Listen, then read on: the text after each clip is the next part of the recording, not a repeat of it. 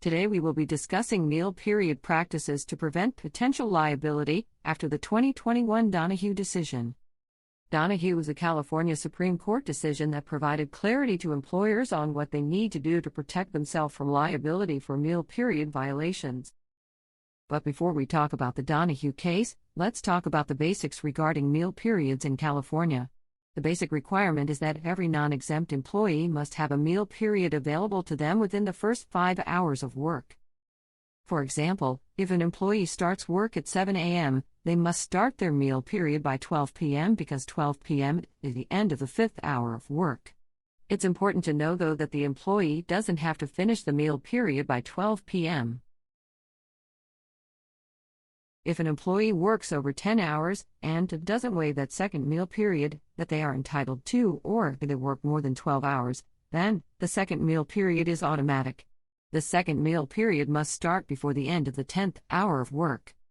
For instance, if the employee starts by 7 a.m. and they work till 7 p.m. and they take a lunch break from 12 to 12:30 p.m., that second lunch period has to start by 5:30 p.m.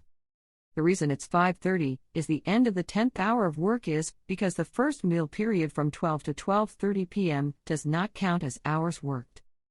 The employee is entitled to take the full 30 minutes break and it cannot be cut short by the employer. The employer also cannot require the employee to eat at their desk or workstation or fulfill any job responsibilities during their break, such as answering phones. If your business does not comply with these meal period requirements, there are 2 potential avenues for liability. Number 1, each employee is entitled to a penalty for each day that they don't receive a compliant meal period, and that penalty is 1 hour of pay at their regular pay rate. In addition, an employee can file what's called a PAGA action where claims are beyond the 1 hour of pay penalty for meal period violations. Prior to the Donahue case, there was a case in California regarding meal periods, the Brinker decision in 2014. That case said that an employee is not required to take meal periods that are provided by the employer. In other words, the employer is not automatically liable just because an employee fails to take a meal period. So, the employer can at least prove that they made a meal period available, and, if the employee voluntarily chooses not to take that meal period, or to take their meal period late after 5 hours of the workday, or they take less than 30 minutes, then the employer is not liable. The questions left unanswered by Brinker were, can meal periods be subject to rounding? Rounding is where in the timekeeping system you either round up or round down. For instance, for meal periods, if an employee took a 25-minute lunch, you round up to 30 minutes, and in the timekeeping system it would show that they took 30 minutes for their meal period. Similarly, if they took 35 minutes, you would round down to 30 minutes and the employee would get the benefit. Brinker also did not answer the question of whether, if the time and time out for the meal period isn't recorded, for whatever reason, is there automatic liability for the employer for meal period penalties or PAGA penalties. These questions were answered in Donahue v. AMN in February 2021.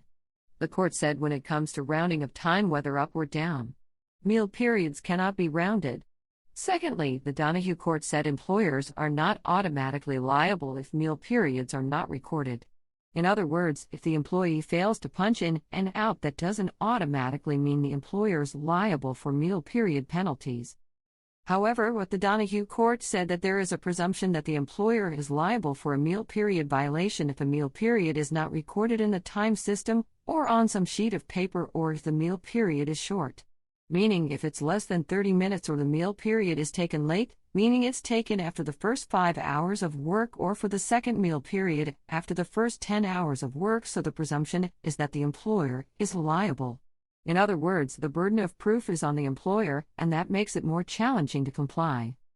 Employers must show that the employees had the opportunity to take the meal period and voluntarily chose otherwise.